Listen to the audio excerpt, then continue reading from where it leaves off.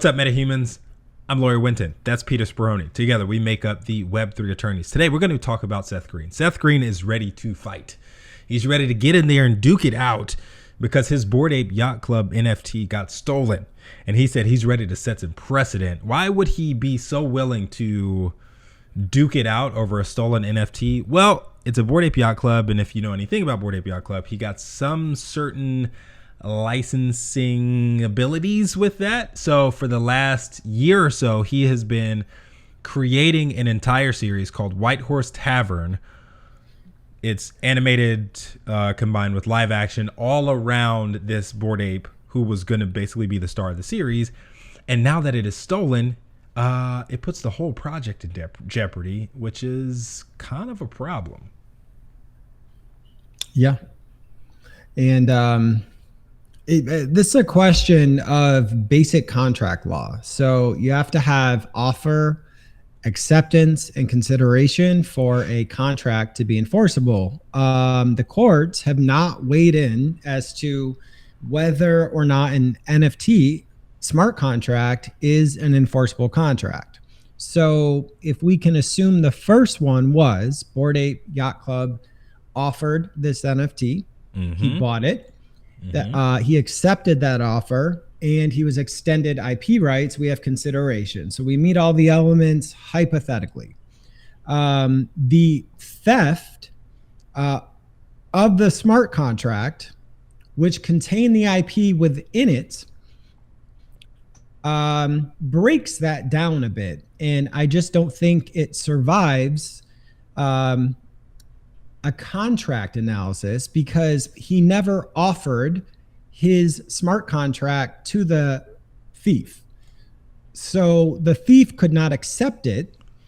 And I think that that second smart contract, which he then sold to a third party, is unenforceable. And if it is, the IP rights, which were part of that smart contract, would remain with Seth. So to go along with that, just to catch everybody up. So Seth Green, his NFT, basically, here's the thick and skinny of the story. So Seth Green apparently fell for a scam. He fell for a scam. His NFT was stolen. When it was stolen, it was then quickly flipped and sold to a notorious user by the name of Darkwing84, who paid $200,000 for it, who is now saying that since he bought it, not knowing that it was a fraudulent purchase because it was stolen, he is now the owner of it and also the owner of the intellectual property rights that came with it. And Bored Apes says the same. They say IP rights are the NFT, and therefore whoever has the NFT has the IP rights. That is their opinion. That is not a legal certainty by any stretch of the imagination. The courts have not weighed in. So I think he needs to fight this.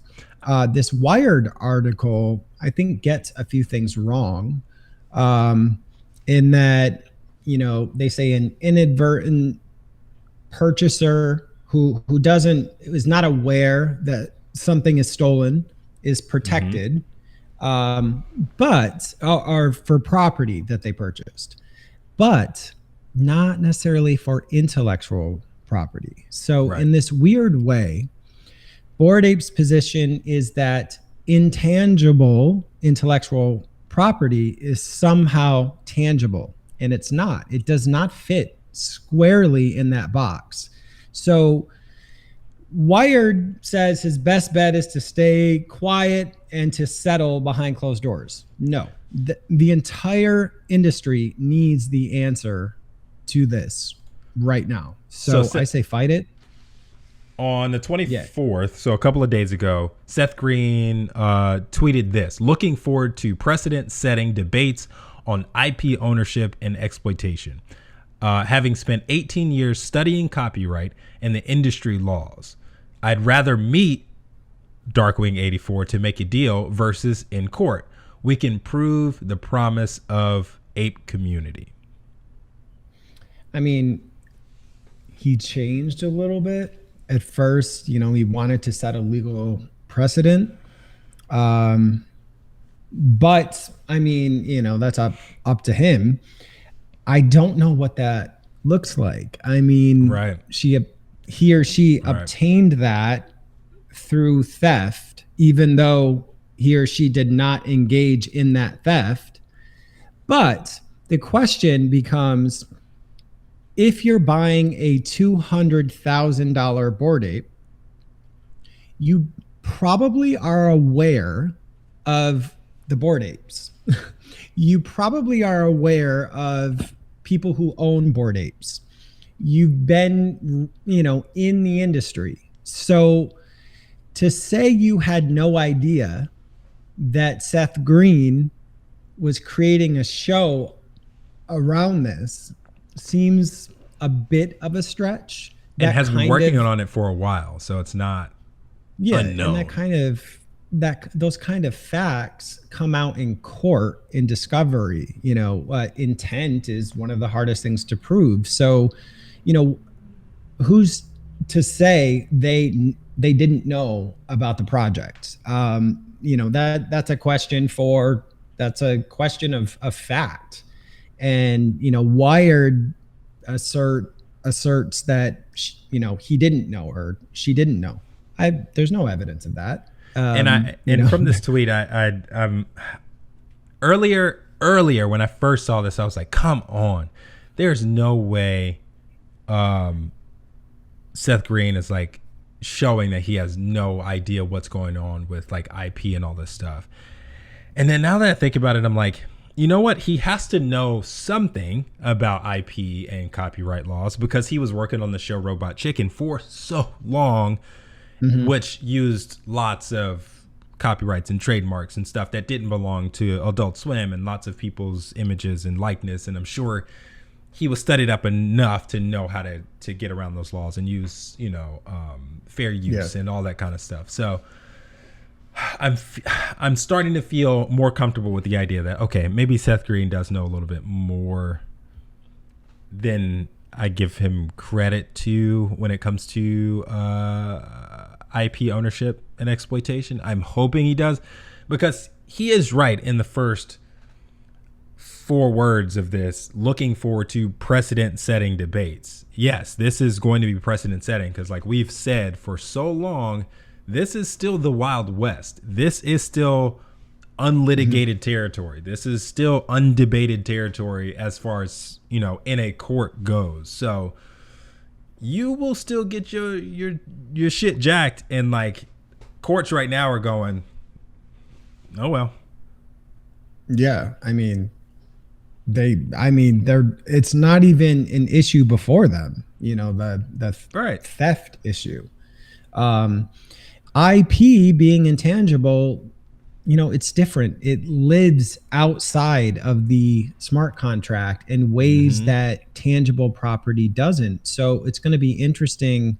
I mean, think about this. Like, he develops this whole series, and then because somebody stole it from him, they also own the right to shut the series down or to use the series. I mean, it's bizarre. It's a very weird concept when it comes to IP. So, we're not even at the place where a court has said a smart contract is enforceable. Let alone like a smart contract that contains IP rights being enforceable. Right. I mean, certain IP rights have to be in writing to be assigned with copyrights. Trademarks don't, but it's highly recommended. Parties have to sign off on that. You don't have that here. So somebody ripped it and is going to benefit off of all of his work. And I've seen, when I was reading in this article as well, it looks like they were trying to argue, the same argument if like a piece of physical wall art was stolen. Like if somebody buys a piece of art, so you go out to a gallery, you buy a piece of art. When you buy that piece of art, you are not buying the ownership of the intellectual property that is attached to that art. You are only buying the actual art. When it comes to IP ownership, the ownership stays with the author, the original author. Yeah. Mm-hmm. They're trying to argue here, or in some ways trying to argue here, that the ownership of that IP remains with the original author.